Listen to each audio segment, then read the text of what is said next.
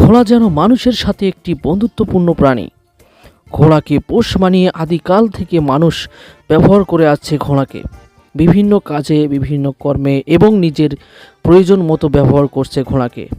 কখনো বা মানুষকে আনন্দ দেবার জন্য দৌড় প্রতিযোগিতা থেকে শুরু করে ঘোড়াকে ব্যবহার করা হয় বিভিন্ন ধরনের গাড়ি, টমটম, অনেক কিছুতেই, এবং বিভিন্ন ধরনের মালামাল বহন করার কাজেও ঘোড়াকে ব্যবহার করা হয়। ঘোড়া অত্যন্ত একটি দক্ষ পরিশ্রমী প্রাণী।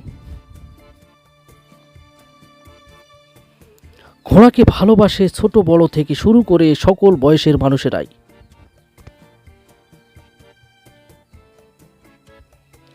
ঘোড়ার দৌড় দেখতে হাজার হাজার মানুষের ভিড় জমে যায়। ঘোড়া এমন একটি সস্ত্র প্রাণী যে প্রাণী দাঁড়িয়ে দাঁড়িয়ে ঘুমাতে পারে।